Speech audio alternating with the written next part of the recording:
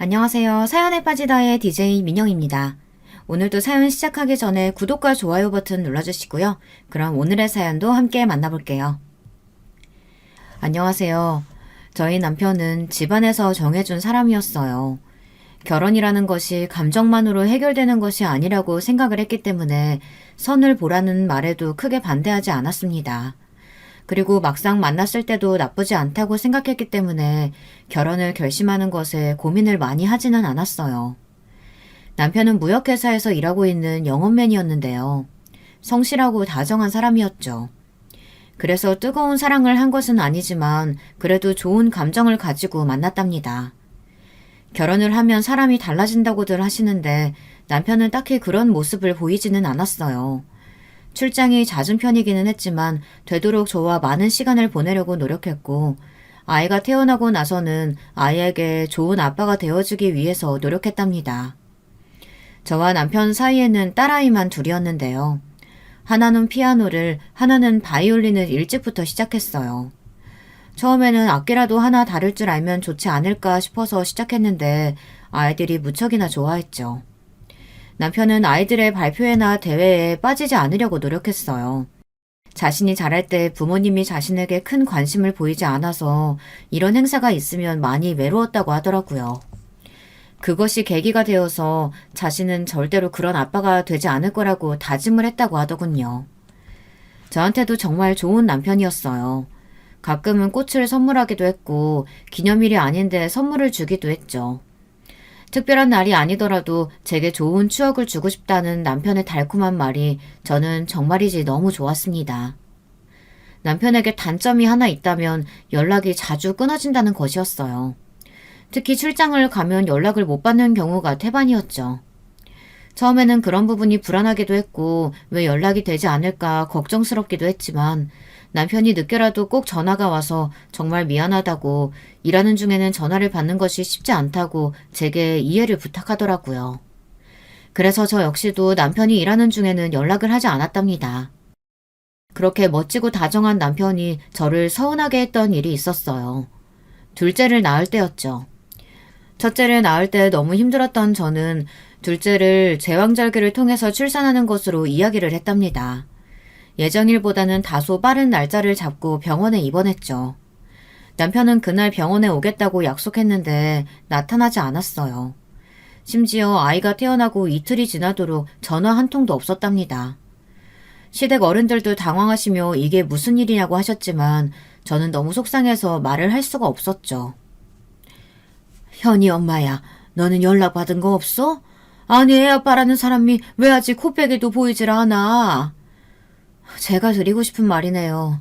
분명 수술하는 날도 알고 있는데 그날부터 시작해서 연락 자체가 전혀 되질 않아요. 회사에도 출산휴가 냈다고 하는데 도대체 그 애는 어디 갔는지 모르겠어요. 피치 못할 일이 있겠지. 뭐가 좋다고 오겠어. 또 딸인데. 시아버지께서는 걱정하는 시어머니나 불안해하는 제 모습을 보고는 혀를 차며 말씀하셨어요. 충격적인 말씀에 순간 어안이 벙벙했죠. 시어머니께서는 쓸데없는 소리 한다고 시아버지에게 조용히 하라고 했지만 시아버지께서는 자신이 틀린 말을 한 것도 아닌데 왜 이러냐며 소리를 높이셨죠. 시아버지께서 고리타분한 분이라는 것을 알고는 있었지만 한 번도 아들 타령을 하신 적이 없으셨기 때문에 저는 당연히 당황할 수밖에 없었죠. 저 딸은 살림 미천이라는 말도 있으니 그럴 수 있다 했다만 둘째도 딸이라니? 에이, 나도 이렇게 속상한데 어디서 술이나 마시고 있겠지. 그놈이 아들을 얼마나 갖고 싶어 했는지 당신도 잘 알잖아. 요즘 딸이니 아들이니 그게 무슨 소용이 있다고. 그런 시답지 않은 소리 할 거면 나가서 전화나 다시 해봐요. 진짜 말 같지 않은 소리 언제까지 하려고 하는 거야? 현이 엄마야, 늙은이 죽책 떤다고 생각하고 그냥 넘어가 주렴. 늙어서 노망이라도 났나 보다. 시어머니께서는 시아버지를 서둘러 밖으로 내보내시고는 제게 미안하다며 마음에 두지 말라고 하셨어요. 시어머니의 말씀에 고개를 끄덕이기는 했지만 저는 너무 속상했어요. 만에 하나라도 그럴 리는 없지만 정말 시아버지의 말씀처럼 남편이 서운해서 그런가 하는 말도 되지 않은 생각까지 했죠. 남편이 나타난 것은 산후조리원으로 옮기고 나서였어요. 하얗게 질린 얼굴로 남편이 들어오는데 화가 난 저는 당장 나가라고 소리를 질렀죠. 남편은 미안하다고 연거푸 사과했지만 저는 남편의 목소리를 1도 듣고 싶지 않았거든요. 하지만 남편은 제가 퍼붓는 화에도 묵묵하게 그 자리에서 미안하다는 말만 반복하며 제 분노를 고스란히 받아주고 있었어요. 어느 정도 소리를 지르고 난 제가 헐떡이며 숨을 몰아쉬고 있자 남편은 그런 제게 조심스럽게 다가와서는 정말 미안하다고 말하며 연락이 두절되었던 상황에 대해 설명하기 시작했죠. 정말 친한 친구가 갑자기 세상을 떠났다고 하잖아. 외동이라 부모님들께서 얼마나 충격을 받으셨는지 곁을 떠나기가 힘들었어. 진짜 미안해. 아무리 그래도 그렇지. 어떻게 살았는지 죽었는지 연락이 한 번 없을 수가 있어? 그런 일이 있으면 있다고 말해줄 수 있잖아. 정말 나도 연락하고 싶었어. 근데 진짜 정신이 없었다니까? 전화는커녕 문자도 보낼 시간이 없었어. 진짜 미안해. 당신 혼자서 고생하게 둬서 너무 미안해. 우리 공주님 태어나는 모습 꼭 봤어야 하는데 자리 못 지켜서 미안해. 너무 화가 났지만 남편의 우유부단한 모습에 대해 어느 정도 알고 있었기 때문에 결국은 한숨만 내쉬면서 넘어갈 수밖에 없었죠. 제가 조금 풀렸다 싶은 생각이 들었는지 제게 둘째를 보고 오겠다고 하더라고요. 아직 아이도 보고 오지 않았느냐고 물었더니 제가 지금 화가 났는데 어떻게 아이 먼저 챙겨볼 수 있겠느냐며 제 눈치를 보더라고요. 그리고는 아이를 보고 와서는 아이가 저를 닮아 예쁘다고 했죠. 저는 너스레를 떼며 말하는 남편을 보며 결국에는 웃음을 터뜨리고 말았어요. 하지만 둘째가 태어나고 나서 남편은 조금 달라진 모습을 보였어요. 출장이 좀 더 잦아졌죠. 그리고 피곤하다는 말을 입에 달고 살더라고요. 집에 돌아오면 피곤해하는 모습으로 아이들과 놀아주는데 그 장면을 보고 있으면 괜히 짠한 마음이 들었어요. 또 하나 남편의 말수가 눈에 띄게 줄더라고요. 너무 피곤한데 애쓰는 모습을 보니까 저도 괜히 이야기하기가 힘들더라고요. 그래서 남편과의 대화하는 시간이 눈에 띄게 줄어들었답니다. 부부 사이에 대화가 줄어들다 보니 남편이 모처럼 집에 있는 날에도 무슨 말을 해야 할지 모르겠더라고요. 아이들이 잠들고 나서 둘만 남게 되는 순간이 어색하다 싶을 정도가 되었죠. 이런 고민을 친구에게 이야기하니 부부 사이에도 노력이 필요하다고 하다며 이대로 방치하면 나중에 더 힘들 수 있으니 먼저 이야기를 꺼내보고 남편이 피곤해 보이면 무슨 일이 있는지 들어주고 공감하는 척이라도 하라고 하더군요. 사연을 듣고 계시는 분들은 그런 것들도 다 알려줘야 하느냐고 손가락질 하실 수도 있으시겠죠. 하지만 저희 부모님께서는 한 번도 저희가 보는 앞에서 다정한 모습을 보여주신 적이 없으셨거든요. 교수이신 아버지께서는 늘 서재에 계셨고 화가이신 어머니께서도 화실에 계시는 시간이 많았어요. 그래서 혼자서 놀거나 여동생과 시간을 보내는 것이 대부분이었어요. 좀 커서는 학원을 순례하듯이 다녔고요. 식탁은 밥 먹는 소리 외에는 들리지 않을 만큼 조용했고 그것도 먼저 식사가 끝난 사람은 자기 할 일을 하러 가는 분위기라 가족끼리 대화가 없었죠. 그래서 저는 이런 것도 노력이 필요하다는 것을 이해하지 못했어요.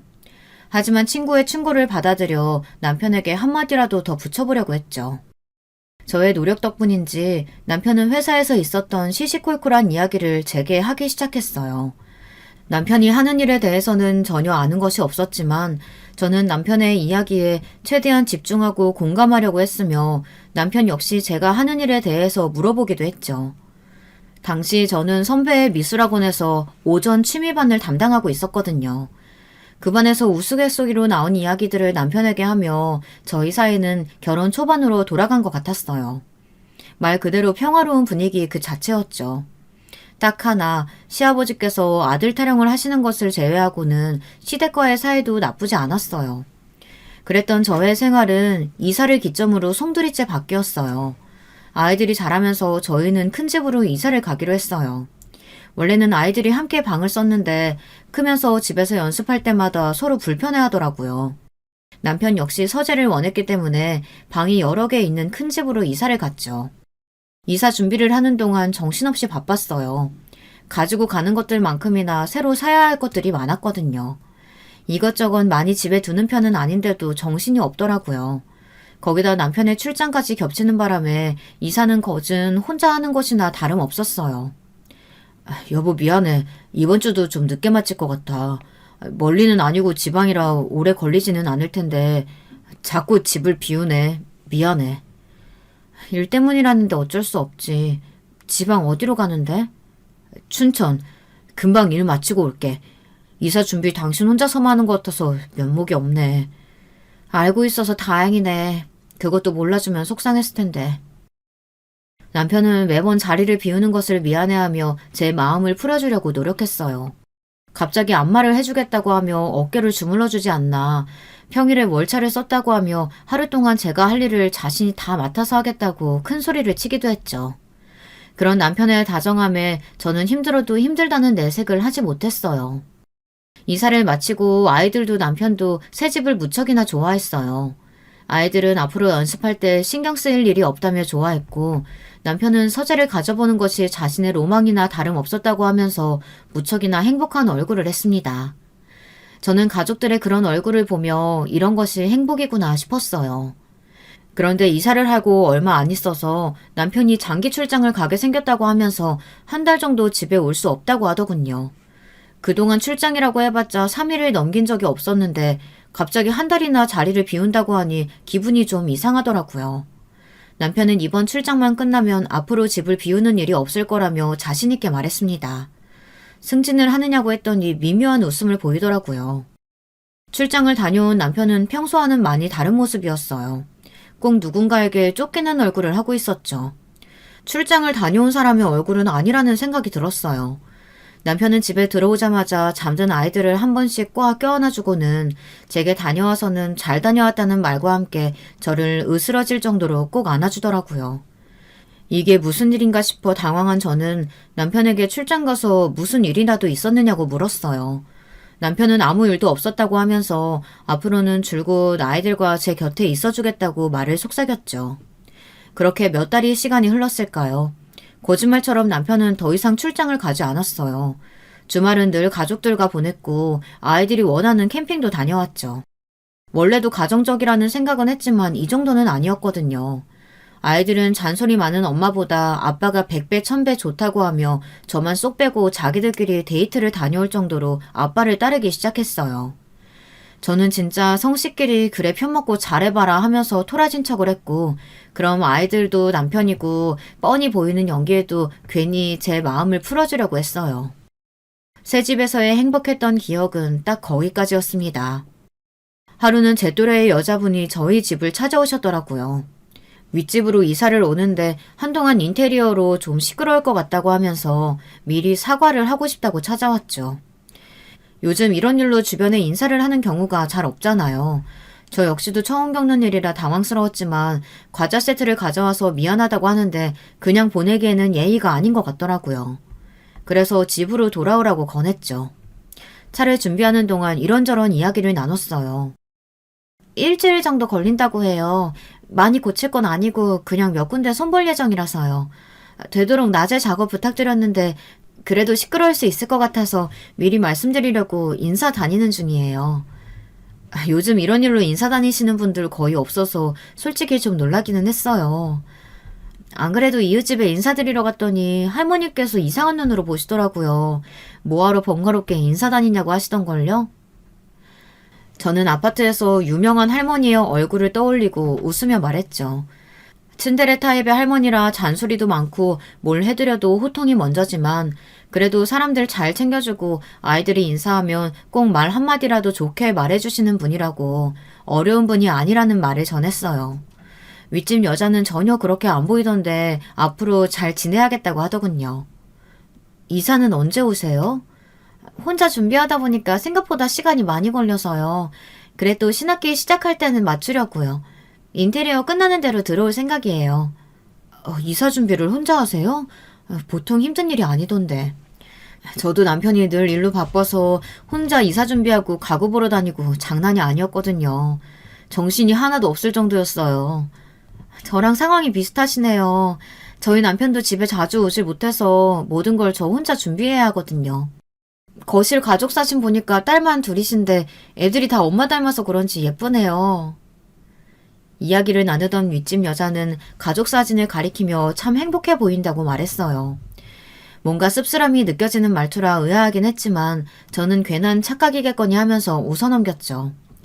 윗집 여자는 아이들에 관해 이것저것 물어보더라고요. 자기도 아들이 하나 있는데 학교를 이 근처로 올 것 같다고 하면서요. 나이를 물어보니 우리 둘째보다 한 학년 위더라고요. 저는 지금 다니는 학교가 가깝기도 하고 학생 수도 많은 편이 아니라 좋다고 했어요. 여느 엄마들이 그렇듯 아이들 이야기가 시작되니 이야기가 분수처럼 터지더라고요. 학원은 어디가 좋은지, 이 동네 분위기는 어떤지 이런 이야기를 나누다 보니 시간이 금방 흘러갔죠. 남편 차가 들어왔다는 소리가 들리자 윗집 여자는 이만 자신도 가봐야겠다고 했어요. 처음 만난 사이임에도 불구하고 시간 가는 줄 모르고 이야기를 나눈 것이 신기할 정도라고 하며 윗집 여자를 배웅하고 얼마 안 있어 남편이 돌아왔죠. 저는 방금 윗집으로 이사 오는 집에 엄마가 인사를 하러 왔는데 못 만나느냐고 물었어요. 남편은 아무도 마주치지 못했다고 하며 요즘 누가 인사를 오냐고 이상해했죠. 나도 의외다 싶었는데 이야기 나눠보니까 엄청 대화가 잘 통하더라고. 아들이 하나 있다는데 우리 둘째 또래더라. 또 교육열 불타는 당신 신나게 이야기했겠는데 엄마들은 모이면 다 그런 이야기뿐이라며? 나 정도면 심한 것도 아니야 여보. 우리 애들이야 자기들이 하고 싶어 해서 시키는 거고 선행이라고 해봤자 딱 1년만 시키잖아. 다른 집들에 비하면 아무것도 아니거든. 그리고 윗집 엄마도 관심 많은지 학원 괜찮은 곳은 어디냐, 학교 분위기 어느 정도냐 이렇게 물어보던데? 오늘 처음 봤다면서 무슨 그런 얘기까지 했대. 당신 낯도 가리면서 용하네? 그러니까 이상하지. 근데 마치 오래 본 사람 같았다니까? 남편은 그런 사람을 만난 것도 행운 아니겠냐며 앞으로 윗집 아랫집 잘 지내면 좋겠다고 하더라고요. 저 역시 좋은 이웃이 될 것 같다고 말했죠. 인테리어로 소란스럽던 것도 잠깐 윗집 여자는 곧 이사 떡이라고 하며 선물 상자를 들고 저희 집으로 인사를 왔어요. 이번에는 아들도 함께였는데요. 저를 빤히 보더니 후다닥 인사도 없이 자신의 집으로 가버리더군요.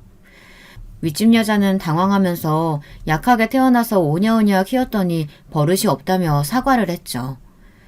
저는 아이들이 낯선 어른을 봤는데 당연한 것 아니겠냐며 괜찮다고 했지만 윗집 여자는 무척이나 미안한 얼굴을 하며 연거푸 사과를 하더라고요. 큰애를 유산하고 나서 가진 아이라 그런지 태어날 때부터 몸이 약했거든요.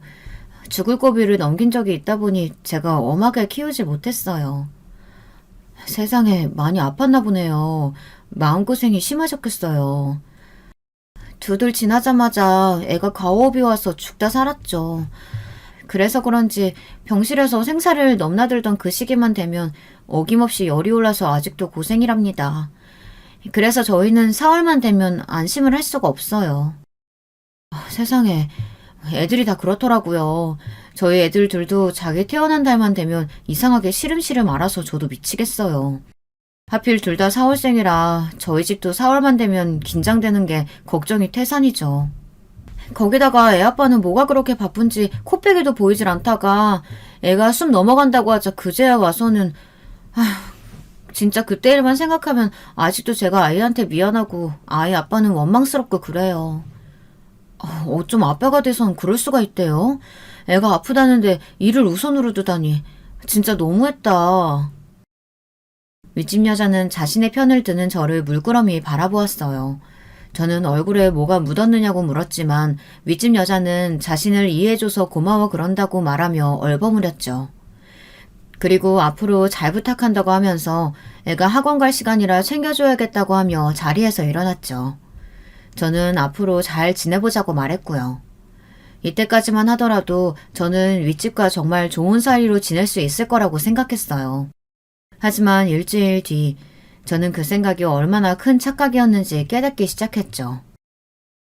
아들 있는 집과 딸 있는 집은 다르다고 하더라도 초등학교를 다닐 정도면 그래도 어느 정도 잘한 것이나 다름없는데 밤만 되면 발을 쿵쿵 구르는 소리가 들리더라고요. 아이들은 윗집이 너무 시끄러운 것 같다고 투덜거렸죠. 무슨 춤을 추는 것도 아니고 쉬지 않고 발 구르는 소리가 들린다면서 신고를 해야 할 정도라고 말했어요. 처음에는 저도 남자아이인데 좀 참아보자 싶었는데 점점 그 강도가 심해지다 보니 더 이상은 그냥 모른 척 넘어갈 수가 없겠더라고요. 그렇다고 쪼르르 윗집으로 달려가는 것도 아니다 싶었죠. 층간소음으로 칼부림도 난다는데 괜히 가서 언성 높이며 따져들고 싶지는 않았거든요. 그래서 저는 우선 관리실에 이야기를 했어요. 주의를 주겠다고 말씀해 주시더라고요. 하지만 달라지는 것은 없었습니다. 특히 저희 집 둘째가 귀가 예민한 편이라 자기 전에 귀마개까지 하고 잘 정도인데 하루는 귀마개를 해도 소리가 울려 잠을 잘 수가 없다고 짜증을 내더라고요. 저는 관리실에서 주의를 주실 것이라고 아이를 달랬지만 아이도 더 이상은 참을 수 없다고 가서 따지겠다고 하더라고요. 요즘 초등학생들이 얼마나 무섭습니까? 특히 저희 둘째는 애늙은이 같아서 한번 따지기 시작하면 엄마인 저도 이기기 힘들 정도였거든요. 저는 어른들에게 맡기라고 겨우 달랬습니다. 이번에는 윗집으로 직접 찾아갔어요. 그래도 몇 번 대화를 나눠봤으니 말이 전혀 통하지 않을 대상이라고는 생각하지 않았거든요. 하지만 집에 아무도 없는지 나오는 사람이 없더라고요. 저는 메모지에 조금만 조심해달라는 말을 남겨두고 집으로 내려와야 했답니다. 그래도 그나마 다행이었던 것은 메모가 붙은 다음부터는 소음이 많이 줄었더라고요.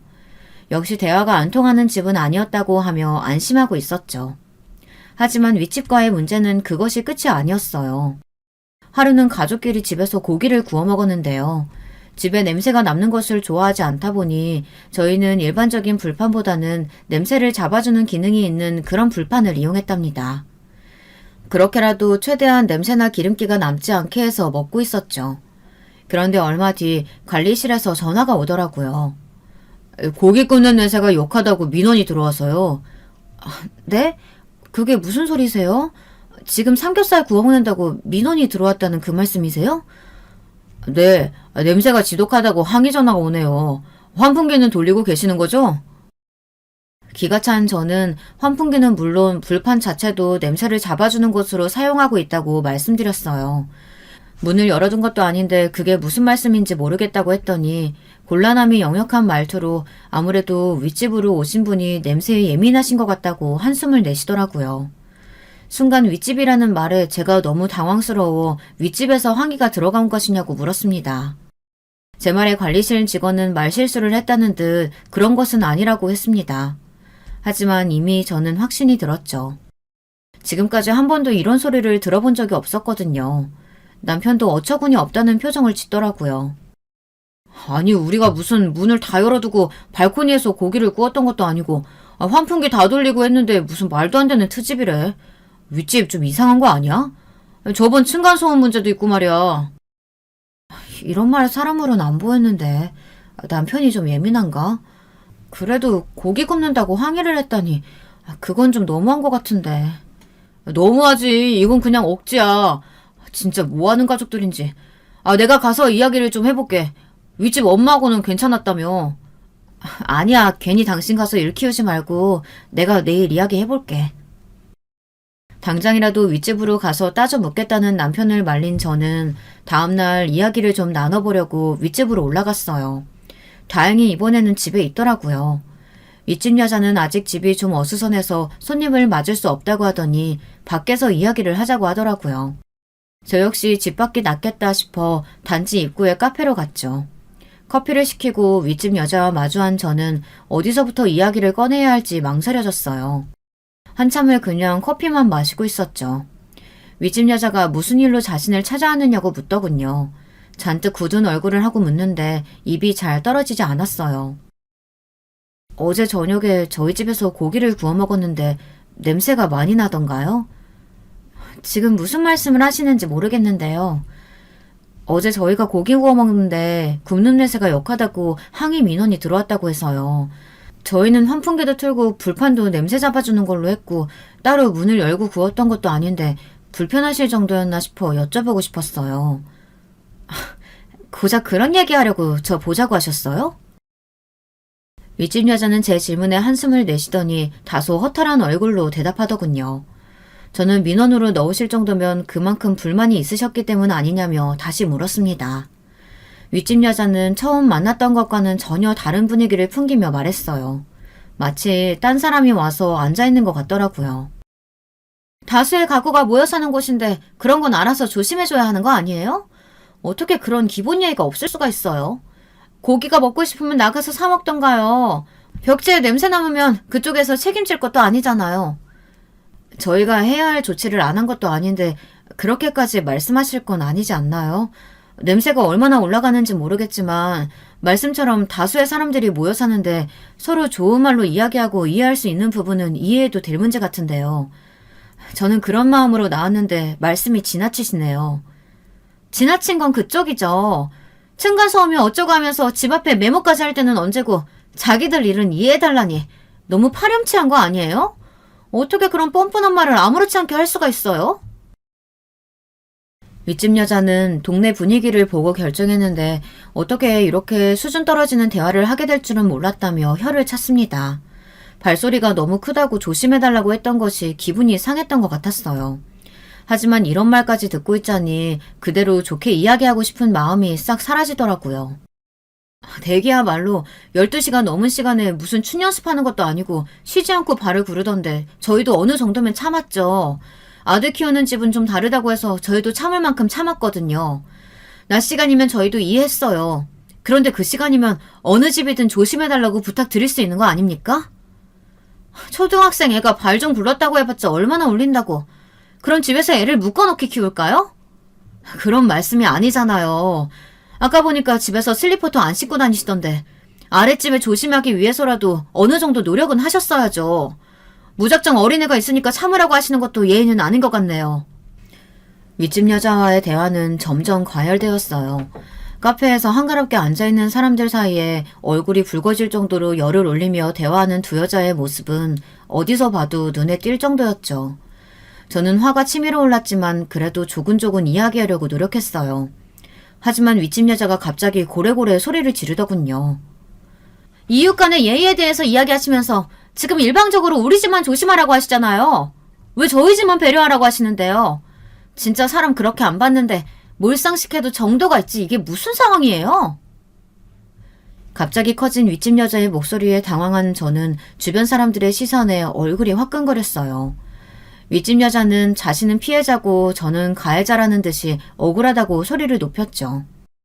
여기서 같이 소리를 높이면 똑같은 인간밖에 되지 않는다는 것을 잘 알고 있었지만 저 역시 지지 않고 언성을 높여 말했답니다. 밤늦은 시간에 발 구르는 거 조심해달라는 게 그렇게 억울한 일이세요? 환풍기에 문까지 닫고 굽고 있는데 고기 굽는 냄새 싫다고 하시니 저희도 좀 신경을 쓰죠. 하지만 이 상황에서 본인만 피해자인 척 행동하시는 건 염치 없는 것 같은데요. 어떻게 생각하세요? 지금 제가 오버한다고 말하고 싶으신 건가요? 그래요, 지금? 제 말에 윗집 여자는 더 짜증을 내기 시작했지만 저는 먼저 자리에서 일어나 서로 조금 조심하자고 말하고 먼저 나와버렸죠.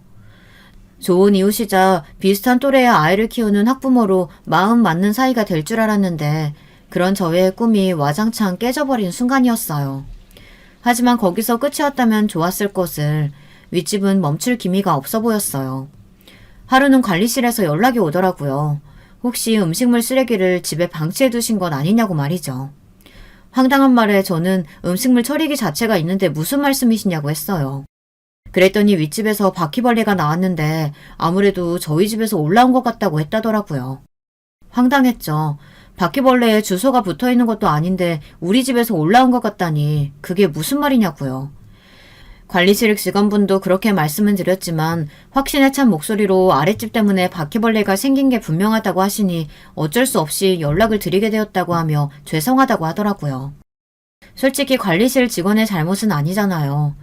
저는 한바탕 가서 따져야 하나 생각하다가 똥이 더러워서 피하지 무서워서 피하냐 싶은 마음으로 저희 집에는 바퀴벌레를 본 적 없으니 다른 곳에서 알아보시라고 말하고 전화를 끊어버렸죠. 하지만 그뿐만이 아니었어요. 그 이후로도 관리실 직원에게 몇 번이나 민원 관련된 전화를 받아야만 했죠. 심한 날에는 친정에 와 있는데도 전화가 와선 윗집에서 피아노 치는 소리 때문에 잠을 잘 수 없다고 하니 조심을 부탁드린다고 하더라고요. 어이가 없던 저는 일주일 동안 집을 비운 상태인데 그게 무슨 말씀인지 모르겠다고 했죠. 지금 댁에 안 계신다고요? 네, 저희 일주일 동안 집 비운 상태인데 도대체 무슨 피아노 소리란 말씀이신지 모르겠네요. 저희 집에서 들린 소리라고 하던가요? 윗집에서? 아무래도 오해가 좀 있으셨나 봅니다. 제가 잘 이야기하겠습니다. 저는 괜히 저희 집과 윗집 사이에 끼어 고생하시는 관리실 직원에게 미안한 마음마저 들었어요. 무슨 죄가 있다고 중간에서 곤혹을 치르고 있어야 하나 싶더군요. 저는 자꾸 이런 일이 생겨서 미안하다고 하면서 아무래도 윗집이 좀 예민한 것 같다고 따로 이야기를 해보겠다고 했습니다. 관리실 직원은 차라리 그냥 자신에게 이야기하라고 하며 직접적으로 부딪히는 것은 좋은 방법이 아닌 것 같다고 하더군요. 그렇게 전화를 끊고 나서 저는 남편에게 방금 전화에 대해 이야기를 하며 차라리 이사를 가버릴까 싶다고 솔직하게 말했어요. 남편도 진지하게 듣더니 아무래도 자꾸만 마찰이 생기는 것은 마음 편한 일은 아니라고 하면서 제가 너무 힘들면 이사를 가는 것도 방법이라고 했죠. 하지만 당장에 결정하기는 어려웠어요. 전학 온 지 얼마 되지도 않았는데 아이들에게 또 전학 이야기를 꺼낸다는 것이 쉽지 않더라고요. 아이들 키워보신 분들은 아시겠지만 이 또래의 아이들에게 친구라는 존재가 얼마나 중요합니까? 남편과 저는 다른 방법을 찾아보기로 했어요. 하지만 속으로는 학교 근처로 다시 집을 알아봐야겠다 싶었죠. 그렇게 얼마의 시간이 흘렀을까 대망의 사건이 터지고 말았답니다. 딸아이의 대회가 코앞으로 다가온 어느 날 평소처럼 늦은 시간까지 연습을 하고 온 딸아이는 꾸벅꾸벅 졸면서 집으로 들어오고 있었어요. 겨우 씻기고 잠이 들었죠. 대회 장소까지 거리가 있다 보니 아침 일찍 출발하기로 하고 남편과 저도 아이들을 재우자마자 잠이 들었어요. 11시쯤 되었을 거예요.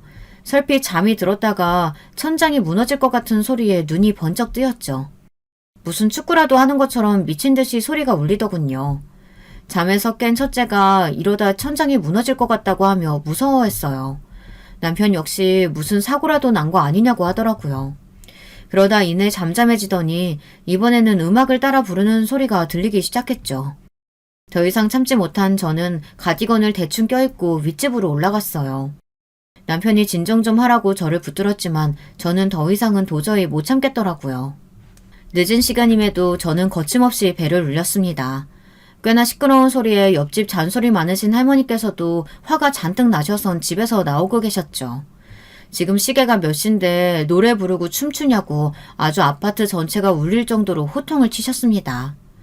그리고는 저를 보시고 이 일 때문에 올라왔느냐고 하셨죠. 제가 대답을 하려는데 문이 열리면서 시끄럽게 남의 집 앞에서 뭐하는 짓이냐고 하더군요.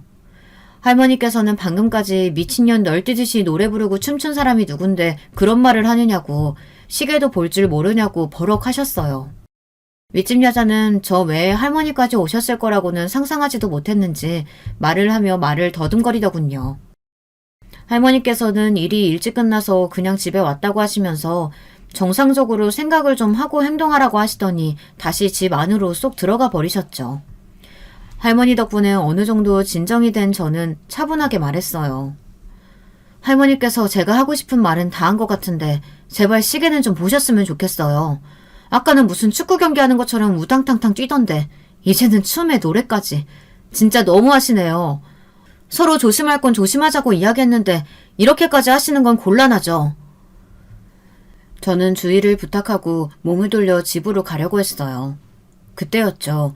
남자아이가 나오더니 저를 보며 소리를 지르더군요. 그것도 충격적인 내용으로 말이죠. 저는 너무 놀라 그 자리에 얼어붙고 말았어요. 아이는 그런 저를 보고 악을 쓰며 외쳤죠. 저는 겨우 몸을 틀어 남자아이를 바라보았어요. 너 방금 뭐라고 했니? 아줌마가 우리 아빠 빼앗아간 나쁜 사람이냐고 물었어요. 아줌마 맞죠? 아줌마가 엄마한테서도 나한테서도 아빠 빼앗아 갔잖아요. 아빠를 빼앗다니 그게 무슨 말이야? 네가 뭘 잘못 알고 하는 말 같은데. 거짓말. 내가 봤는데. 아줌마가 우리 아빠랑 같이 가는 모습 봤다고요. 분명 우리 아빠인데 아줌마 때문에 아빠가 나 보러 오지도 않는 거죠. 저는 남자아이의 말에 다리가 풀리는 것 같았어요. 처음 집으로 인사하실 때는 너무 후다닥 사라져서 제대로 보지 못했던 남자아이의 얼굴을 보던 저는 튀어나오려는 비명을 속으로 삼켜야만 했죠. 언젠가 시댁에서 봤던 남편의 어린 시절 모습하고 똑 닮은 얼굴을 하고 있었거든요. 둘째와 함께 세워두면 쌍둥이라고 해도 믿을 정도로 닮은 모습이었어요. 저는 벌벌 떠는 손으로 핸드폰을 꺼내 남편에게 전화를 걸었어요. 그리고는 당장 윗집으로 와달라고 했죠. 제 목소리가 심상치 않다고 느꼈는지 남편이 걱정스러운 말투로 무슨 일이라도 있었느냐고 물었지만 저는 당장 올라오라는 말만 반복했답니다. 전화를 끊자 윗집 여자는 남자아이에게 방에 들어가 있으라고 말했어요. 그리고 나오라고 할 때까지 한 발자국도 움직이면 안 된다고 엄하게 말했죠. 남자아이는 저에게 하고 싶은 말이 아직 남았다고 했지만 윗집 여자는 당장 들어가라고 이야기를 하더라고요. 아이가 들어가는 것과 동시에 남편이 놀란 얼굴을 하고는 무슨 일로 전화를 했냐고 하며 다가왔어요. 남편이 다가올수록 심장이 벌렁거렸죠. 윗집 여자는 의미심장한 미소를 지으며 저를 바라보고 있었고요. 이야기 잘 안 되는 거야? 갑자기... 곁으로 다가온 남편은 윗집 여자와 눈을 마주치더니 온몸이 딱딱하게 굳어서는 하던 말도 멈추고 가만히 서 있었어요. 윗집 여자는 미소 가득한 얼굴로 오랜만에 봤는데 반갑게 인사 정도는 해줄 수 있지 않느냐며 말했죠. 남편은 떨리는 목소리로 여기를 어떻게 알고 왔느냐는 말을 하더니 저보고는 나중에 이야기를 할 테니 먼저 내려가 있으라고 하더군요. 윗집 여자는 이렇게까지 된 마당에 언제까지 숨길 수 있을 것 같느냐고 하더니 손바닥으로 하늘을 가리는 것도 이제는 끝이라는 알 수 없는 말을 했어요. 미쳤어? 여기가 어디라고? 내가 분명히 말했잖아. 쓰레기인 줄은 알고 만났지만 진짜 최악 중에 최악이다 너란 인간. 내 인생에서 가장 아름다워야 할 순간을 그렇게 시궁창에 쳐넣은 인간이 넌데 네가 헤어지자고 하면 그렇게 하겠습니다 하고 물러날 줄 알았니? 너 진짜 나를 무슨 호구로 봤구나. 돈도 충분히 줬잖아. 네가 돈만 주면 헤어진다며. 뒷말 없이 하겠다고 했으면서 이제 와서 무슨 소리야. 남편이 버럭하며 소리를 지르고는 제 팔을 당기며 내려가자고 했어요. 저는 그런 남편의 팔을 뿌리치고는 무슨 사정인지 정확하게 알아야겠다고 말했죠. 남편은 자신이 따로 이야기해 줄 테니 그만 가자고 했지만 저는 남편의 말은 조금도 듣고 싶지 않았어요. 오히려 남편의 손이 닿을 때마다 소름이 돋는 것이 끔찍하다는 생각마저 들었죠. 윗집 여자는 제게 남편이 얼마나 비열하고 찌질한 인간인지 알고 싶으면 들어오라고 하더군요. 남편은 제 팔을 잡아당기며 궁금한 것은 뭐든 자신이 이야기를 해주겠다고 했죠. 하지만 저는 그런 남편의 팔을 떼어내며 지금부터 한마디라도 더 하는 날에는 시댁이든 친정이든 전화를 걸어 양가 어른들 모셔두고 이야기를 시작하겠다고 했어요. 남편은 절박한 얼굴로 저를 불렀지만 저는 남편을 밀치며 윗집으로 들어갔고 윗집 여자는 그대로 현관문을 닫았죠. 주방에 마주 앉은 제게 윗집 여자는 청심환이라도 하나 먹고 들어야지 않겠느냐고 말했어요. 고양이 쥐 생각해주는 말 하지 마시고 정확하게 말씀하세요. 남편이랑 무슨 관계였는지. 미리 이야기를 해두자면 내가 먼저였어요. 저 쓰레기 같은 인간이랑 살림 차린 것도 아이 가졌던 것도 다 내가 먼저였거든요. 그 새끼 집에서 반대만 안 했어도 우리는 결혼해서 잘 살았을 거예요. 결혼한 지 10년도 넘었어요. 그럼 당신들이 10년이 넘게 따로 만나왔다는 말이에요? 중간에 헤어지기도 했죠. 결혼한다고 하면서 헤어지자고 했을 때 그때 끊어냈어야 했는데 내가 미련이 남아 결국 다시 만나 지금까지 살았네요. 그런데 두 번째 만났을 때 그 새끼가 나한테 뭐라고 약속했는지 알아요? 당신이랑 이혼하고 나랑 같이 살겠다고 조금만 기다려달라고 했다고요. 이혼이요? 우리가 이혼을 한다고 했다고? 윗집 여자의 이야기에 저는 정신을 차릴 수가 없었어요. 솔직히 남편과 서먹했던 시간이 있긴 했지만 이혼을 입에 올릴 정도는 아니라고 생각했거든요. 그런데 이혼할 때까지 기다려달라고 했다니 이제 제 마음속에는 남편에 대한 원망조차 남지 않을 정도가 되어버렸죠. 윗집 여자는 아랑곳하지 않고 술술 이야기를 하더군요. 그 말을 철석같이 믿은 내가 등신이지. 당신이랑 이혼하는데 시간이 걸린다고 하면서 이리저리 핑계만 대더니 결국 올해 초에 갑자기 헤어지자고 하더라고요. 앞으로 당신과 딸아이에게 집중하겠다고 하면서요. 내 아들은? 이혼하겠다는 말 하나만 믿고 지금까지 기다린 나는 뭐가 되는데요. 그러면서 위자료라고 돈 던져주고는 연락까지 끊어버리고. 여기로 이사 온 것도 다 목적이 있어서였군요. 우리 집에 찾아와 인사했던 것도 저한테 살갑게 다가왔던 것도 다 목적이 있었던 거였어. 당연하죠. 나와 아들 버리고 간 그 인간, 그 인간 지키고 싶은 가정이 얼마나 대단한가 싶어서 찾아왔어요. 아주 끔찍할 정도로 행복하게 사는 당신들 보면서 내 마음이 얼마나 지옥이었는지 알아? 나는 그렇게 힘든데 하하호호 아주 행복해 죽겠다는 얼굴로 다니는 당신 보면서 내가 얼마나 죽고 싶었는지 상상이나 되냐고. 결혼한 남자인 줄 알면서 만난 사람은 그쪽이죠. 이혼한다는 달콤한 말에 속아서 자식 낳고 시간 낭비한 것도 당신이고요. 누가 그렇게 하라고 했어요? 당신이 선택한 삶이면서 누구 탓을 하는 건데요? 이 모든 상황의 원인이 제게 있다고 외치는 윗집 여자를 보며 토끼가 올라왔어요. 금방이라도 화장실로 달려가 속에 있는 것들을 다 개어내고 싶은 심정이었죠. 윗집 여자는 악다구니를 하는 저를 보며 고개를 끄덕였죠. 제 말처럼 모든 것은 다 자신이 스스로 자초한 일이 맞으며 그 때문에 자신의 아들에게 너무도 많은 상처를 줬다고 중얼거렸어요. 저와 윗집 여자 사이에 침묵이 흘렀어요. 저는 여기서 더 충격받을 일이 뭐가 있을까 싶었지만 여기가 끝이 아니더군요. 비틀거리며 일어나는 저를 붙든 윗집 여자는 아직 이야기가 남아있으니 마저 듣고 가라고 했어요. 저는 여기서 더 이상 할 얘기가 뭐가 있느냐고 했지만 윗집 여자는 고집스럽게 저를 당겨 앉혔어요. 잠수탄 그 인간이 도저히 용서가 안 돼서 그 인간 부모를 만나러 간 적이 있었거든요. 가서 내가 그 인간 아들 낳았다. 이혼하고 나랑 결혼한다고 해서 지금까지 기다렸는데 위자료라고 돈만 던져주고 사라졌다. 당장 그 인간 데려와라 하고 말이죠.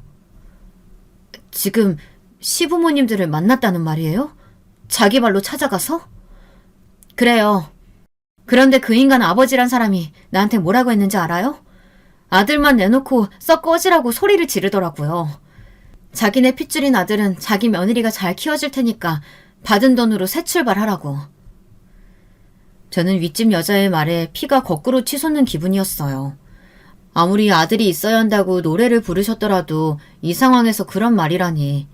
정말이지 지금까지 남편과 살아온 시간들이 송두리째 사라졌으면 좋겠다는 생각이 들었어요. 윗집 여자는 남편과 결혼을 하고 싶다거나 아들을 호적에 올려달라고 할 생각은 추워도 없다고 말했죠. 그저 그런 쓰레기 같은 인간의 인생에 빈 엿이라도 던져줘야 성이 풀릴 것 같아서 제게 접근했다고 말했어요. 저는 팔다리에 힘이 하나도 들어가지 않았지만 젖먹던 힘까지 짜내서 자리에서 일어났습니다. 윗집 여자가 부축해주겠다고 했지만 단호하게 거절하고 윗집을 나왔죠. 집 앞에선 저는 현관을 한참이나 노려봤습니다. 이 문만 열고 들어가면 남편이 있을 거라는 생각에 저절로 욕이 나올 것 같았지만 저는 아이들 얼굴을 떠올리며 필사적으로 참았죠.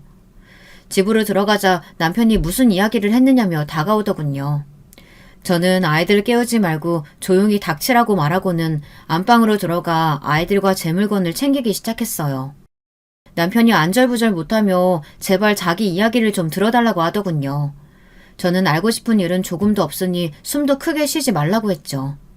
그렇게 뜬 눈으로 밤을 보낸 저는 아이들 대회 준비로 집을 나서며 남편에게 조금의 흔적도 남기지 말고 다 챙겨 나가라고 말했어요. 그리고 앞으로 모든 일은 변호사와 이야기를 하게 될 것이라고 말했죠. 저는 남편에게 소리를 지르지도 않았고 화를 내지도 않았어요. 윗집 여자와 이야기를 나누는 동안 그럴 가치도 없다는 것을 깨달았거든요. 남편은 자신의 이야기도 들어줘야 하는 것 아니냐고 했어요.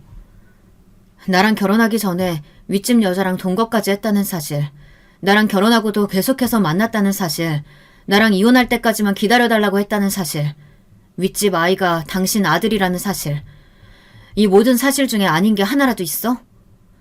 하지만 결국은 다 정리하고 당신과 아이들만 보려고 살려고 했어. 그래서 그게 앞의 일들을 다 없었던 일로 만들어줄 만큼이 된다고 생각해? 더러운 새끼. 앞으로 내 딸들 얼굴 볼 생각도 하지 마. 당신이랑 이렇게 말 섞고 있다는 사실만으로도 오장육부가 다 입 밖으로 튀어나올 정도로 역겨우니까. 남편은 제 말에 충격을 받은 얼굴을 했지만 더 이상 저를 붙들지는 못했습니다. 아이들 대회를 마치고 저는 집이 아닌 친정으로 향했어요. 그리고 가족들에게 남편 일을 숨김없이 말했습니다. 평소 큰소리 한번 내지 않으시던 아버지께서는 당장 남편을 데려오라고 하시며 절대 용서하지 않겠다고 하셨어요. 그런 모습은 처음이라 저도 많이 놀랐습니다. 저는 남편과 모든 것을 정리하겠다고 말하고는 필요하면 소송도 할 생각이라고 말했어요. 남편과의 이혼 소송은 참으로 길었습니다. 남편은 이혼하지 않겠다고 버티고 있었고 시댁 어른들은 그렇게 이혼하고 싶으면 아이들은 두고 가라고 하셨죠. 길고 긴 싸움 끝에 결국에는 양육권만 가지는 것으로 이혼이 성립되었어요. 남편은 마지막까지 비겁했어요. 자신은 윗집 여자를 버리고 가정을 지키려고 했다고 말했죠. 여러분들 생각은 어떠신가요? 제가 남편의 이 말에 이혼 대신 가정을 지켰어야 했을까요? 여러분, 두 번째 사연 시작하기 전에 좋아요, 구독 꾹 눌러주실 거죠? 그럼 두 번째 사연 바로 시작합니다. 곤란한 고부관계 때문에 힘드셨다던 여성 사연자분의 얘기가 준비되어 있는데요. 어떤 인생을 살아오셨으며 또 어떤 고부관계에서의 문제를 겪으셨는지 제가 지금 바로 여러분께 소개해 드릴게요. 저희 아빠께서는 제가 6살 되던 해에 돌아가셨어요. 교통사고를 당하셨는데 직후에는 상태가 그렇게 나쁘지 않으셨다가 심각한 후유증이 나타나서 갑자기 돌아가신 것으로 그렇게 들어서 알고 있습니다. 그리고 저희 엄마께서는 제가 7살일 때 저를 친할머니 댁에 맡기고 떠나셨어요. 참고로 친할아버지는 제가 태어나고 얼마 안 돼서 돌아가신 분이기 때문에 제가 직접적으로 얼굴을 뵌 적은 없답니다. 아빠의 형제로는 고모 2분이 계셨는데요. 제가 친할머니 댁에 맡겨졌을 당시 큰 고모께서는 시집을 가신 상태였고 작은 고모께서는 다니시던 직장의 기숙사에 주로 기거하시면서 가끔 친할머니 댁에 들르시며 지내고 계셨죠. 저는 엄마께서 저를 잠깐만 친할머니께 맡기신 줄로만 알았어요. 할머니 말씀 잘 듣고 사고 안 치고 얌전하게 지내야 돼. 알았지? 착하게 있으면 엄마가 다시 데리러 올 테니까 100밤만 기다리면 된다고 엄마가 말했었지? 100밤만 자고 나면 엄마께서 다시 저를 데리러 오실 줄로만 믿었어요. 그러나 100밤을 모두 새고 나서도 엄마께서는 오시지 않았고 전 작은 고모의 손을 잡은 채로 초등학교에 입학했습니다. 초등학교에 들어가고 나서 얼마 뒤에 반 친구랑 싸웠었거든요. 자세히 기억은 안 나는데 아마 그 친구가 부모님 얘기를 들먹여서 제가 화를 냈었던 걸 거예요. 반 친구랑 치고받고 싸운 저는 서러워서 엄마를 보고 싶다며 이틀 밤낮을 떼를 썼었죠. 그런 저를 달래시며 할머니께서는 무척 속상해 하셨었고요.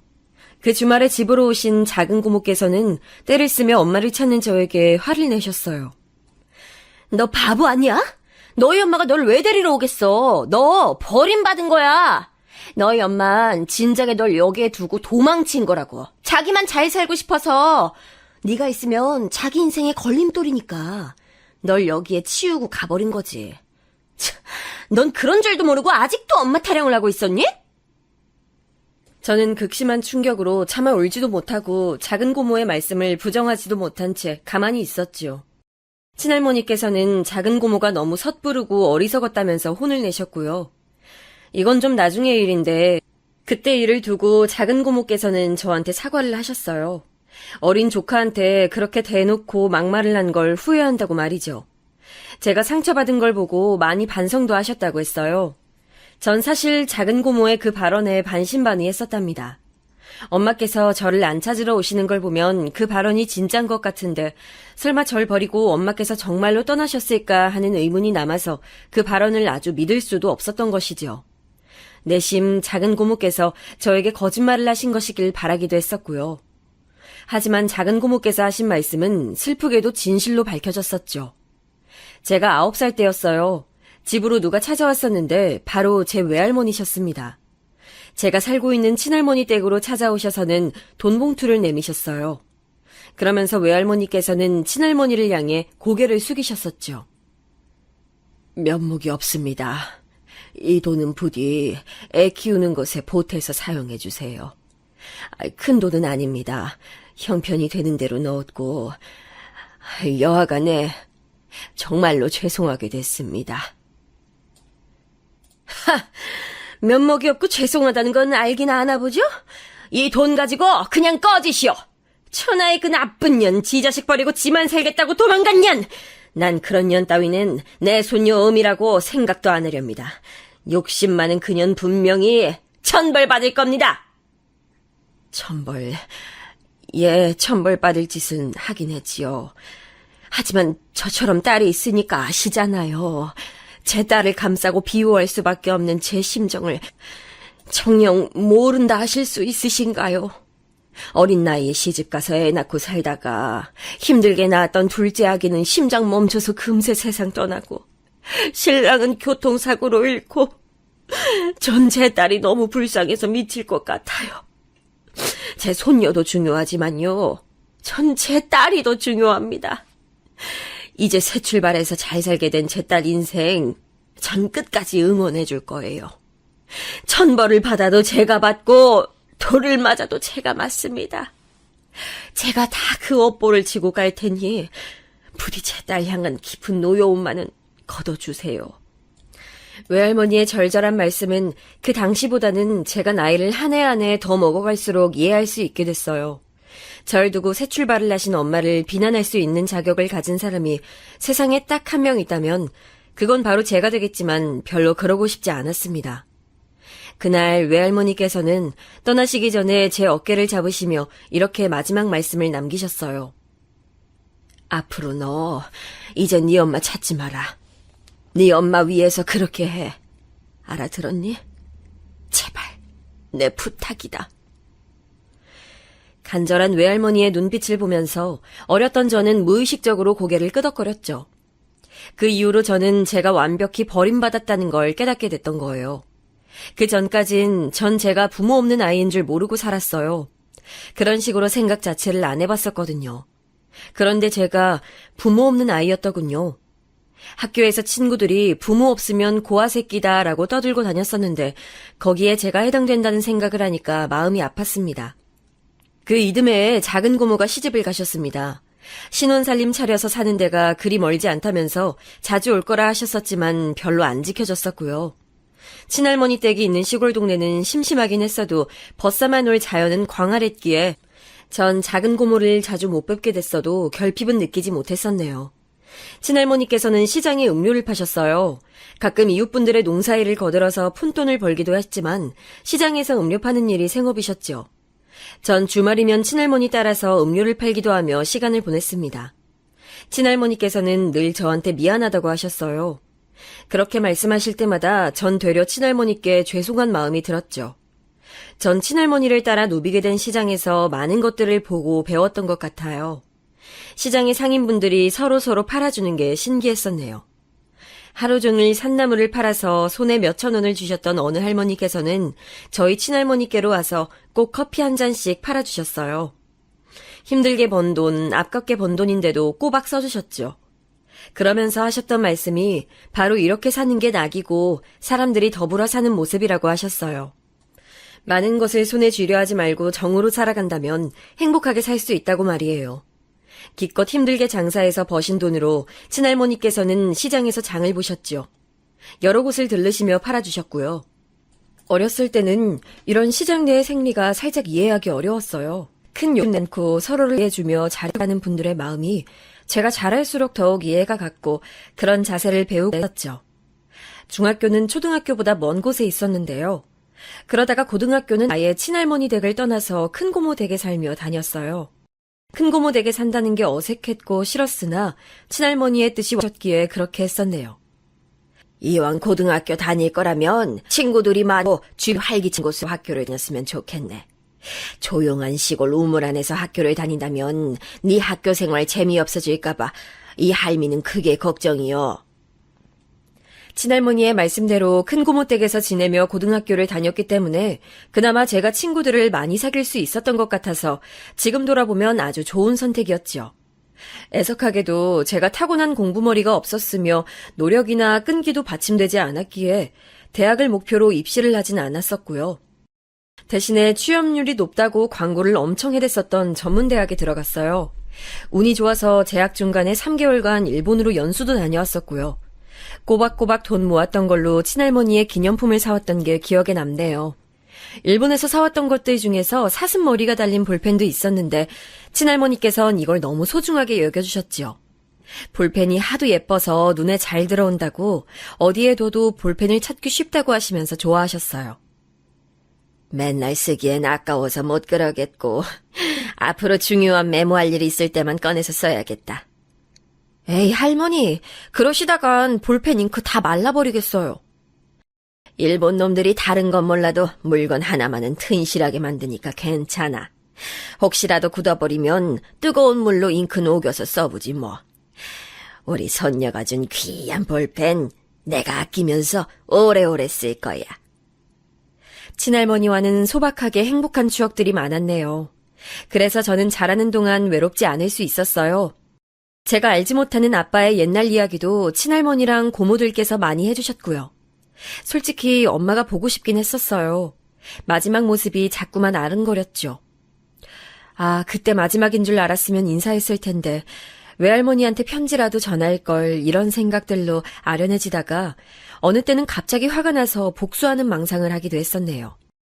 그러나 엄마의 인생이 따로 있음을 조용히 받아들였습니다. 이력서의 가족관계에서 부, 모, 형제 아무것도 없는 게 씁쓸하긴 했으나 저는 수수한 인생의 소유자라서 그런가 취업할 때 이런 이미지 덕분에 도움이 된 것 같아요. 제가 평범하고 무난했거든요. 면접관이 대놓고 저한테 무리 안 일으키게 생겼다고 평가했던 걸 보면 인상이 통했던 거죠. 대학 친구들은 다 취업해서 고전했는데 전 원하던 기업의 사무직으로 한 방에 들어갈 수 있었어요. 대형 제조 공장이었는데 여기 딸린 사무직 일이었고요. 그런데 제가 만만해 보였나 봐요. 저를 향해서 반말은 기본이었죠. 친할머니께서는 시장에서 음료 파는 일을 하신다고 했더니 저보고 사무실 커피 담당을 하라고 했어요. 앞으로 제가 커피 타고 각종 식기 설거지 해야 된다고 했어요. 그리고 참 어이가 없었던 건 저에게 복장 규제를 했었던 거예요. 바지를 입으면 안 된다고 하더군요. 지금 생각하면 억울하고 화가 나서 그때 과거로 돌아가서 그 사람들한테 욕 한 바가지 날리고 저를 그곳에서 빼오고 싶을 따름이에요. 그런데 당시에는 사회 초년생이었고 나이도 어렸고 원체 소심했고 분쟁 일으키는 걸 싫어하는 성격이라 참았었죠. 말싸움하기 싫어서 져주는 사람이 바로 저였거든요. 성격 자체가 소심한 편이고 분란 만드는 거 싫어하는 분들 계시죠? 제가 그랬어요. 사무실의 남자부장이 저한테 구체적으로 치마 길이도 지시했었습니다. 똑바로 섰을 때 무릎만 딱 보이는 기장의 치마를 입어.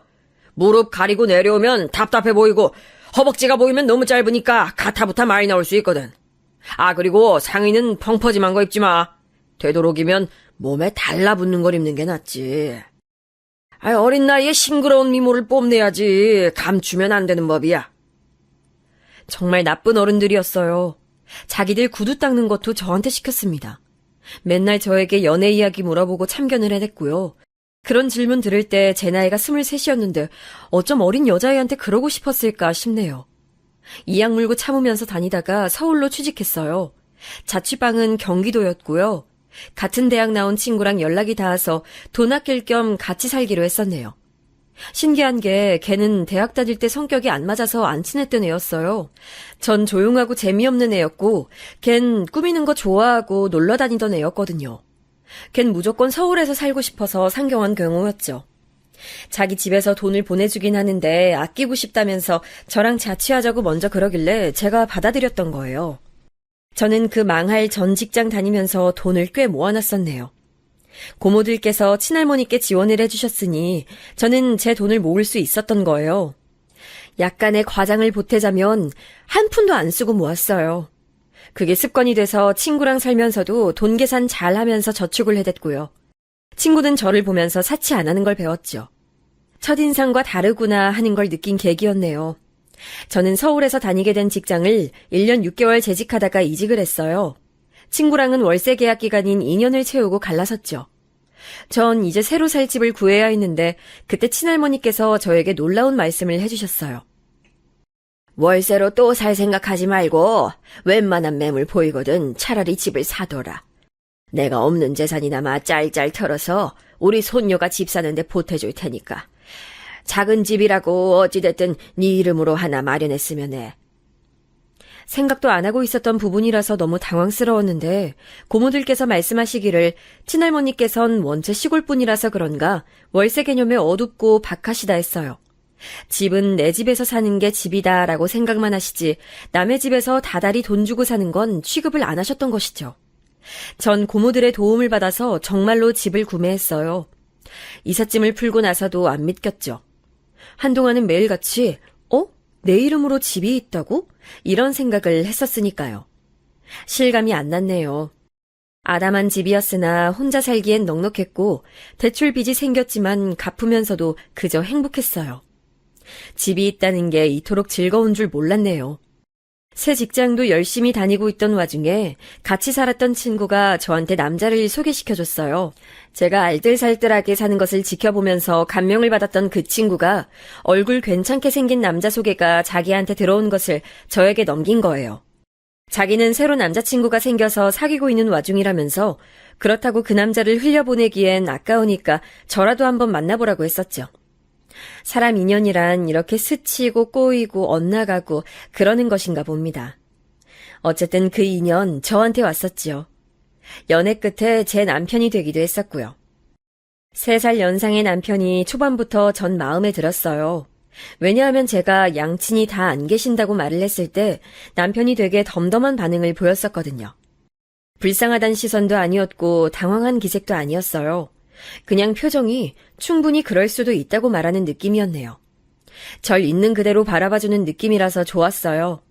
남편도 거의 처음부터 저를 마음에 들어했죠. 제가 절약하고 사는 게 워낙 습관이라 물건 하나를 사도 값을 다 비교하면서 사고 채소는 마트에서 절대 안 사고 첨가물 가게에서 저렴하게 구입하고 이렇게 살았는데 남편은 그런 저를 흥미롭게 여겼던 거라고 하더군요. 저를 알면 알수록 신기하다고 했었어요. 전 다이소 애용자예요. 똑같은 용량의 과자도 대형마트에서 1,300원 하는데 다이소에선 1,000원 하거든요. 다이소는 500원 단위로 값이 떨어지기 때문에 300원으로 가격이 안 끝나요. 1,500원을 받을 수는 없으니까 1,000원 받는 거랄까요? 저는 이 사실을 알아서 다이소를 애용해봤는데요. 남편은 제 덕분에 새로운 사실들을 알게 됐다며 재밌어했고 저랑 결혼하면 알뜰살뜰하게 살 것 같다 그랬어요. 사치와 낭비가 심한 명품 좋아하는 여자들하고 넌 다른 것 같아. 사은품으로 받은 에코백을 활용하고 다니는 널 보면서 많은 걸 느꼈고 내 스스로를 돌아보기도 했어. 너랑 결혼한 남자는 행운을 잡는 거야. 이왕이면 나는 내가 그 행운을 잡았으면 좋겠는데. 남편이 처음 결혼 이야기를 꺼냈을 때 저희는 다이소 매장 앞에 횡단보도에서 초록불을 기다리고 있던 와중이었죠. 전 거창하게 살아온 적이 없었기 때문에 그런 순간들이 구질구질하다고 생각조차 안 해봤어요. 그냥 그 진심이 느껴져서 좋았을 뿐이었죠. 시간이 더 지나서 전 남편하고 결혼하게 됐어요. 네 집에서 신혼생활 생각하고 대출빚 남은 건 내가 갚는 걸로 하자. 그리고 네 집 나랑 공동명의로 돌리는 거야. 괜찮은 생각이지? 남편이 너무 아무렇지도 않게 말을 꺼내서 하마터면 홀라당 넘어갈 뻔했는데 고모들이 기를 쓰고 반대해서 공동명의로 안 했었어요. 고모들께서는 대출 빚을 싹 다 갚고 나서 공동명의를 하든지 말든지 하라고 처음부터 공동명의를 하고 결혼하는 건 절대 안 된다고 못을 박으셨습니다. 제 집은 고모들께서 도와주신 덕에 마련할 수 있었던 것이기 때문에 전 고모들의 의견을 따르기로 했었고요. 시아버지께서는 제가 고아라는 것에 난감해하셨어요.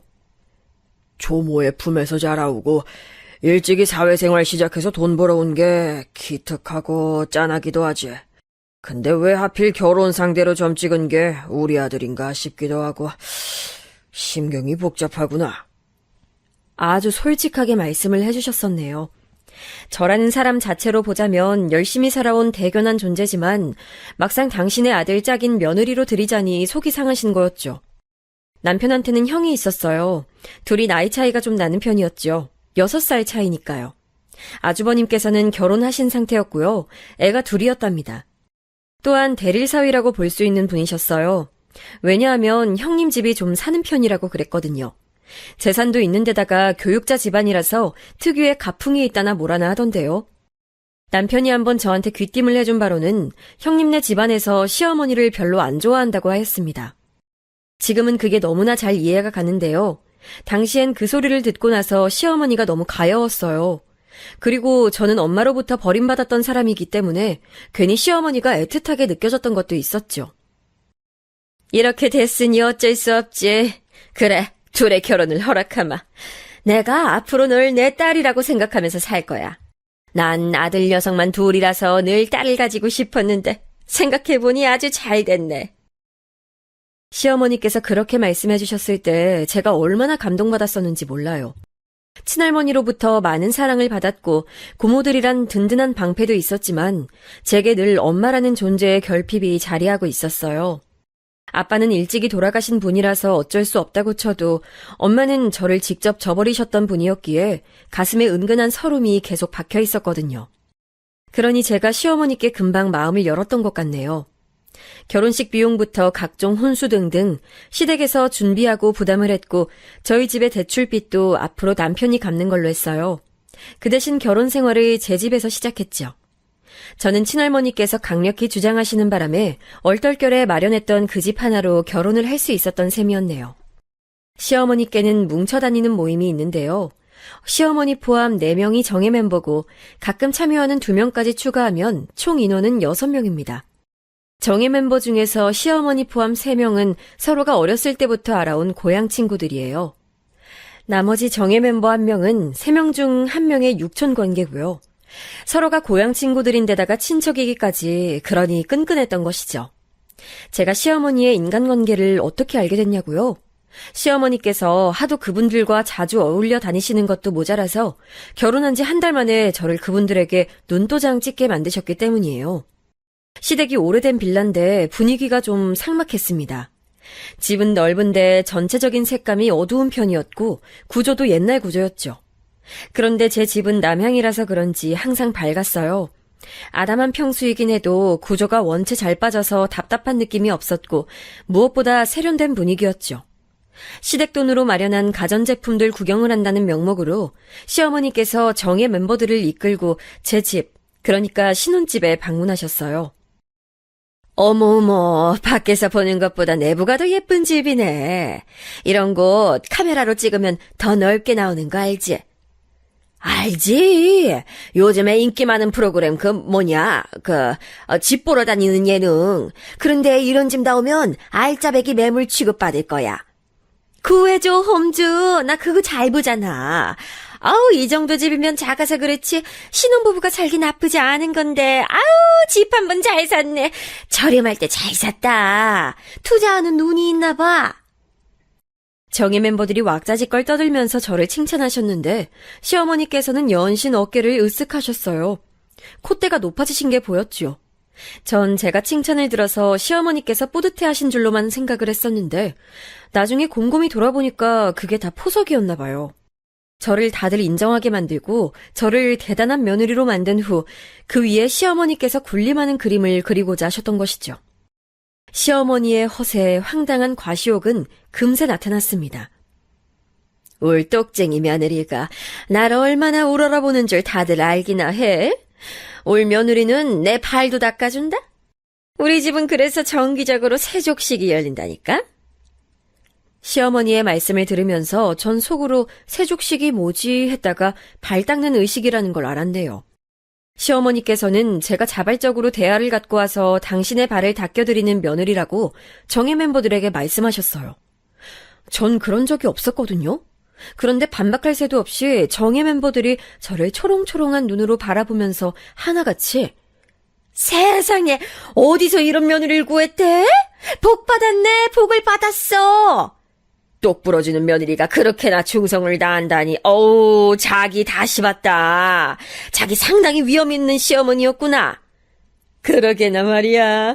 맏며느린 부자인 대신에 싸가지가 더럽게 없더만 이번엔 차마 며느리로 새로 잘 들였네. 칭찬의 말씀을 해주시니까 저도 모르게 그냥 헤헤 웃고 말았어요. 형님과 비교해서 제가 우위라는 생각이 들어버렸고 그때는 그게 마냥 좋았던 거예요. 왜 그랬을까 모르겠네요.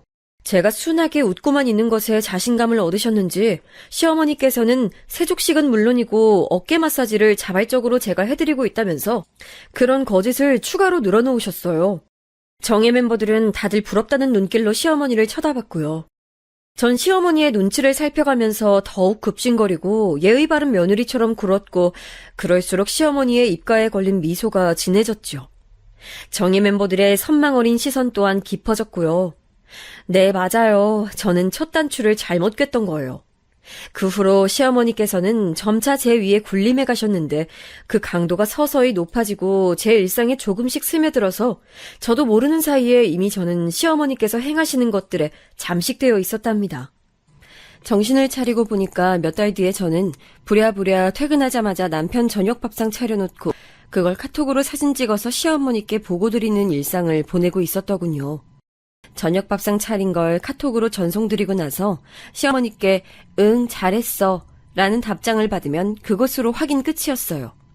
남편이 저보다 직장에서 업무가 많은 편이었고 출퇴근 거리도 저보다 멀어서 항상 제가 먼저 퇴근을 했거든요.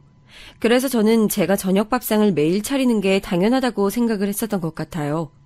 따지고 보면 저도 매일 출근하는 직장인이어서 당연히 퇴근 후에는 쉬고 싶은 마음이 컸는데 간단히 먹을 상을 차리는 것도 아니고 시어머니께 매일 보고를 드려야 하다 보니까 부담이 돼서 허투루 메뉴를 준비할 수도 없었네요. 어느 날은 제가 깜빡하고 실수로 다른 사진을 전송한 적이 있었는데요. 시어머니께서 불같이 화를 내셨죠. 너 이거 지난주 밥상 사진 아니니? 오늘 밥 안 차렸어? 내 아들 지금 퇴근해서 집에 거의 다 도착했을 시간인데 아직도 저녁 준비가 덜 된 거야? 지난 사진 쓰면 내가 모를 줄 알았니? 나를 감히 우습게 알고 놀려먹어? 네가? 아니에요. 오늘 거 찍었는데 전송할 때 다른 사진을 눌러버렸어요. 지금 바로 오늘 밥상 사진 보내드리겠습니다. 죄송해요. 제가 바로 해명을 드리고 사진 전송까지 마쳤지만 시어머니께서는 저를 쉽게 못 믿으셨고요. 굳이 남편한테 전화하셔서 오늘 메뉴 뭐냐고 물어보시고 검사를 하셨어요. 정말 숨막히는 날들이었네요. 어떻게 그렇게 살았었나 모르겠어요. 심지어 시어머니께서는 민감한 영역까지 건드리시며 간섭을 하셨죠. 부부 관계까지 물어보셨고요. 저한테 남편 만나기 전에 연애는 몇 번 해봤냐고 물어보시길래 솔직하게 연애 경험 2번이라고 말씀드렸더니 저한테 뭐라고 하셨던 줄 아세요? 그래, 지난 더러운 과거는 용서해 주겠지만 회개하고 뉘우치는 마음으로 앞으론 몸과 마음 정갈하게 하고 배우자만 바라보면서 살거라. 전 그냥 연애 경험 횟수만 말씀드린 건데 다짜고짜 더러운 과거라고 하셔서 제가 말문이 막혔었죠. 그리고 당신께서 시댁 서열 1위니까 저보고 알아서 납작 엎드리고 잘 살면 앞으로의 인생이 편할 거라고도 하셨어요. 시어머니의 간섭은 노골적이고 불쾌했으며 절 자꾸 부려먹으려고 드셨지만 희한하게도 말씀은 엄하게 하시면서 꼭 마지막에는 제 머리를 쓰다듬으시면서 아이고 착하다 이렇게 끝을 맺으시니까 제가 헷갈렸던 것 같아요. 시어머니께서 저에게 행동하시는 모든 것들이 애정에 기반한 것들이라고 자꾸만 믿고 싶어졌던 거예요. 저한테 막말하시는 것도 진짜 가족이라서 그러시는 줄로 생각이 됐고요. 만약에 날 편하게 생각 안 하셨으면 못 그러셨을 텐데 이런 식으로 생각했었네요. 가끔은 네가 내 딸로 태어났으면 어렸을 때 예쁜 옷 많이 입혀봤을 거라고 그런 식으로 말씀을 하셔서 제가 소소하게 감동받았었고요. 그러고 보니까 시어머니께서는 저에게 옷에 좋다는 말씀을 참 많이 해주셨네요. 날씬해서 옷빨이 잘 받는 거니까 몸매 관리 잘 하라고 당부하셨었죠. 어느 날은 저한테 밑도 끝도 없이 임신한 거냐고 물어보셨었는데요. 임신이요? 아니요, 아직 소식 없어요. 근데 그건 갑자기 왜 물어보세요, 어머니? 너 그거 확실해? 정말로 임신한 거 아니야? 네, 그럼요. 저 이번 달에 생리도 했는데요. 절대 임신은 아닌데 왜 그러시는 건지. 그럼 뱃속에 애가 들어선 것도 아닌데 이 뱃살들은 뭐니? 너 요즘에 살찐 거 본인은 못 느끼고 모르고 있었나 보지? 철저하게 관리해. 미관상 좋지도 않게 살쪄봤자 뭐 하등 쓸모가 있다고.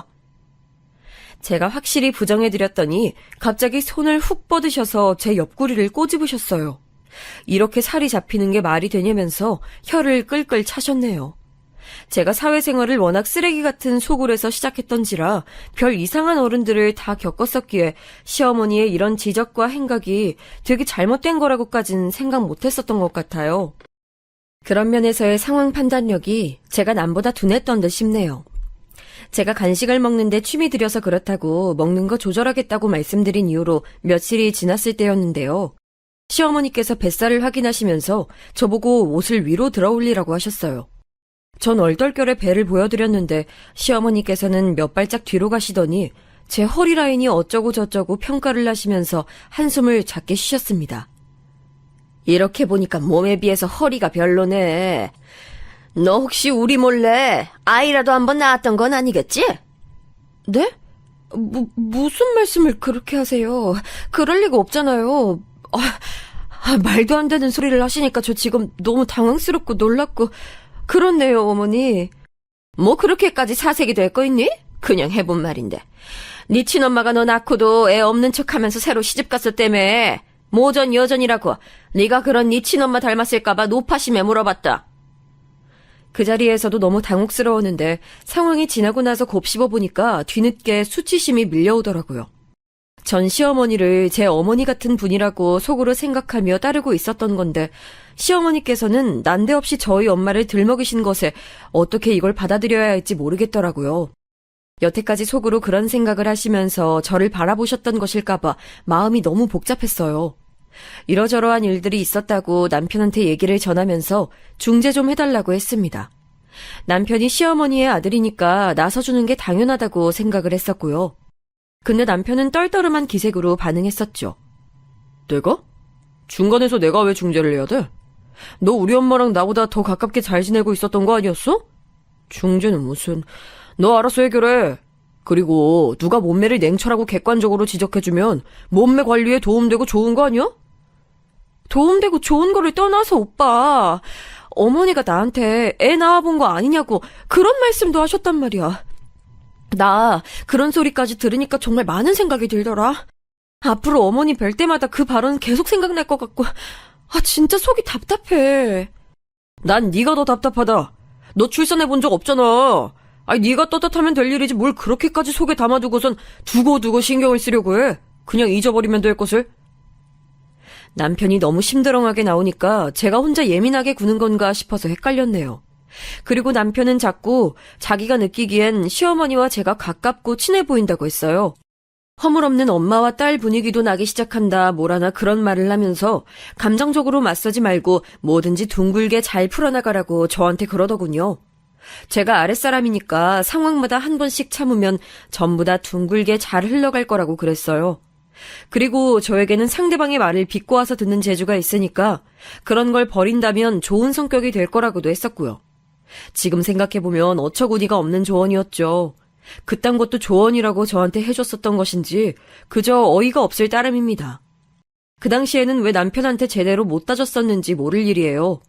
전 시어머니를 아무렇지도 않게 대할 자신까지는 없어서 전전긍긍을 하고 있었건만 정작 시어머니께서는 너무나도 태연하게 평소처럼 제게 연락을 하셨고 행동을 하셨어요. 그래서 저도 물 흐르듯이 원상복귀가 됐었죠. 그 후로 며칠 뒤였어요.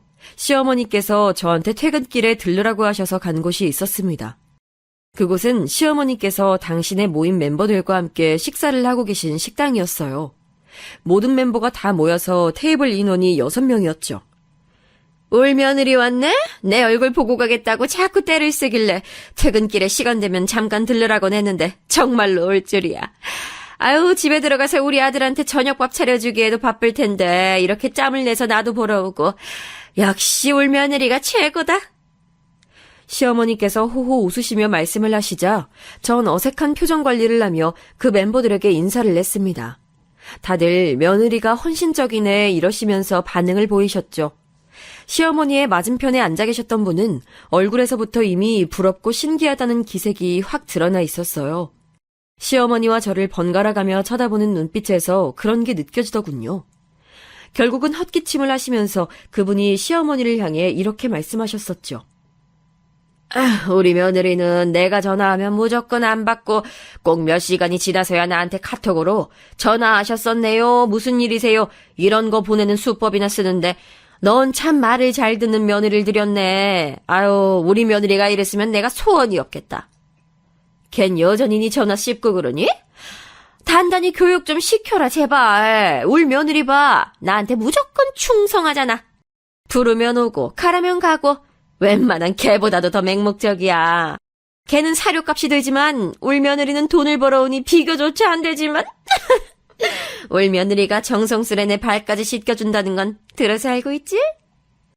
시어머니께서 신나게 주절거리셨고 다른 사람들은 전부 부러움에 가득 찬 표정으로 그런 시어머니의 말씀을 경청했습니다. 전 민망하게 옆에 서서는 낯뜨거워지고 있었죠. 창피하더라고요. 말씀 도중에 시어머니께서 호호 웃으시며 손으로 제 등짝을 몇 대 치실 때는 모멸감마저 느꼈지만 이 분위기를 깨면 안 될 것 같아서 멍청하게 억지로 웃고만 있었네요. 그리고 속으로 생각했죠. 시어머니께서는 당신의 모임 멤버들 앞에서 며느리 꽉 잡고 사는 시어머니라는 걸 과시하는 걸 너무나도 좋아하시는 게 분명하다고요. 우리 아들은 말이야, 회사에서 능력 인정받아서 항상 바빠. 퇴근도 정시에 못한다니까. 우리 아들 찾는 사람이 그렇게 많다네? 그러니까 우리 며느리가 매일 정성 들여서 저녁 밥상 딱 차려놓고 우리 아들 기다려주다 보더라고. 우리 아들이 하도 회사에서 일 많이 하고 고생하는 거 아니까. 우리 아들을 채간 게 엄청난 행운인 것을 우리 며느리가 본인이 가장 잘한다니까? 시어머니의 말씀에 쓴웃음이 나왔었죠. 결혼 전에는 그 행운이라는 말, 남편이 저를 향해서 썼던 표현이었거든요. 근데 이제는 입장이 반대가 돼서 시어머니께서 저의 급을 낮추는데 행운이라는 말이 사용되고 있다니 정말 기분이 묘했네요. 애써 참아 누르면서 자리를 떴던 그날이 지나고 전 시어머니께 말씀을 드렸어요. 다른 사람들 있는 데서 자꾸 멋대로 만들어내신 제 이미지로 거짓말하시고 저를 깎아내리시는 것 같아서 마음이 좋지 않다고 말이죠. 전 과연 시어머니께서 어떻게 나오실까 걱정을 했었는데 의외로 인정을 하시더라고요. 너도 눈치챘겠지만 내가 친구들 앞에서 자꾸만 자랑하려고 드는 버릇이 있어. 안 그러면 그 친구들이 날 죄다 무시하는 걸 어떡하니? 내가 널 얕잡아보고 그러는 게 아니라 그냥 친구들 앞에서 기 안 죽고 싶어서 그러는 것뿐이니까 마음 착한 네가 이해해주렴. 설마 내가 너를 딸처럼 여기고 있는데 함부로 보고 있을까 봐? 아유, 절대 아니야. 네가 인성이 나보다 낫잖니. 너 그러니 나 좀 봐준다면 좋겠구나. 그런데 그 인정이 인정이긴 한데 뭔가 캥기는 게 있는 인정이었어요. 결과로 따져봤을 때 저한테 하등 좋은 효과가 없었다는 것이죠. 하지만 그 순간에 저는 그런 걸 고려하지 못했었기에 시어머니께서 제 말에 바로 인정을 하셨다는 부분에만 초점을 맞췄어요. 게다가 저를 딸처럼 보고 계신다고 하니까 제가 또 흐뭇해져 버렸던 것이죠. 바보같이 네 알겠어요 이런 대답이나 했던 것으로 기억이 나네요. 하지만 그건 명백한 실수였고 그 이후로는 시어머니께서 아주 노골적으로 저를 깔아뭉개셨네요. 저한테 하셨던 발언 중에서 가장 인상적이었던 것은 집에서도 편하게 퍼질러 있을 생각 말고 머리도 단정하게 하고 옷도 펑퍼짐한 거 입지 말라는 것이었어요. 이유를 여쭤봤더니 제가 집에서 너무 아무렇게나 하고 있어서 남편이 속상해하고 있다고 하시더라고요. 이건 또 무슨 소린가 했었네요. 제가 집에서 머리 아무렇게나 편하게 고무줄로 질끈 묶고 목 늘어난 티셔츠에 잠옷 바지를 입고 침대나 소파에 퍼질러져 있는 모습을 보면 남편이 불만이라도 느꼈었나 봐요. 그걸 시어머니께서 고스란히 일러바쳤더군요.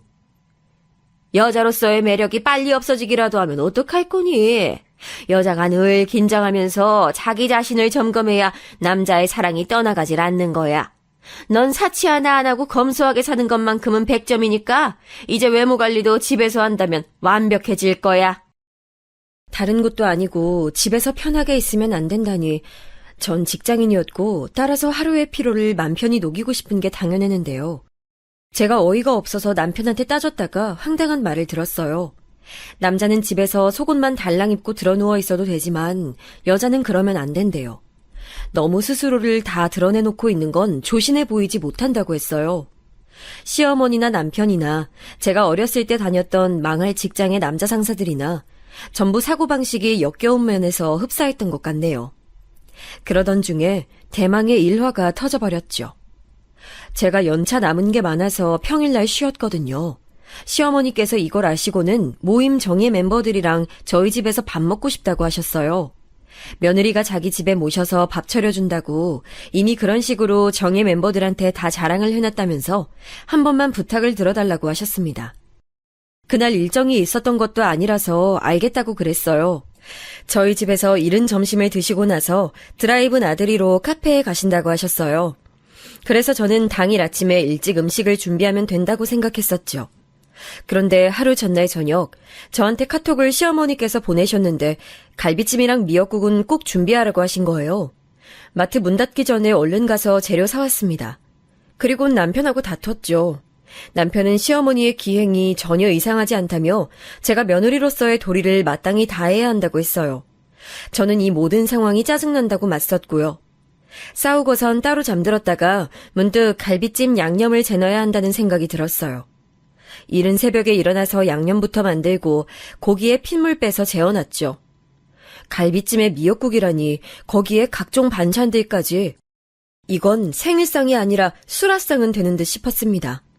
남편은 툴툴대면서 출근했고 시간이 되자 시어머니께서 정예 멤버들을 이끌고 도착하셨는데요. 어깨에 힘 빡 들어가신 게 보이더라고요. 저한테 본인 가방을 내미시길래 얼떨결에 받았더니 이어서 본인 외투까지 벗어서 저한테 넘기셨어요. 제가 본인의 전용 비서라도 되는 줄 아셨나 봐요. 꾹 참고 가방이랑 외투 정리했네요. 음식 준비한 노력이 아까워서라도 즐거운 식사 시간을 갖고자 했습니다. 그런데 잘 드시고 있는 줄 알았던 시어머니께서 젓가락을 탁 내려놓으시면서 분위기가 반전됐죠. 아우, 갈비찜 양념이 왜 이렇게 짜니? 집에서 하는 갈비찜은 색깔도 좀 연하고 간도 슴슴해야 고급진 맛이 나는 건데 이건 뭐 밖에서 대충 냉동갈비 떼와다가 조미료 양념 버무려서 만든 식당 갈비찜 먹는 기분이네. 너 이거 혹시 만든 거 아니고 어디서 사온 거니? 아니에요. 제가 직접 다 만들었어요. 밥이랑 먹을 반찬으로 생각하고 만들었더니 간이 좀 셌나 봐요. 이래서 부모 없는 것들은 안 돼. 다른 것들은 감출 수가 있어도 부모 아래 살면서 자연스레 습득하는 것들은 알질 못하니까 부모 없는 티를 감출 수가 없게 되는 거지. 에라이, 에휴. 시어머니께서 턱을 치켜들며 오만하게 말씀하셨고 제 인내심이 바닥난 건 그 지점이었어요. 벌떡 일어난 제가 수저를 시어머니께 날렸습니다. 그리고 놀란 시선들이 제게 꽂힌 걸 느끼며 크게 외쳤죠. 꺼져! 내 집에서 당장 꺼져! 네 시녀들 데리고 꺼져버려!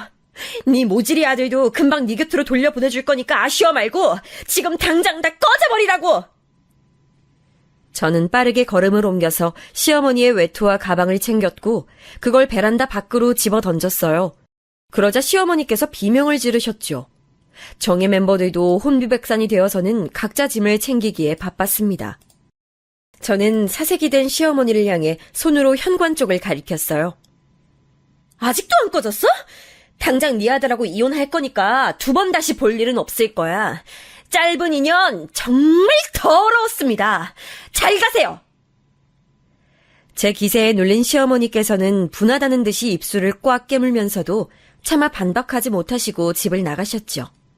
모두가 떠난 후 저는 현관문을 꼭꼭 걸어 잠그고선 한참 동안 몸을 떨었어요.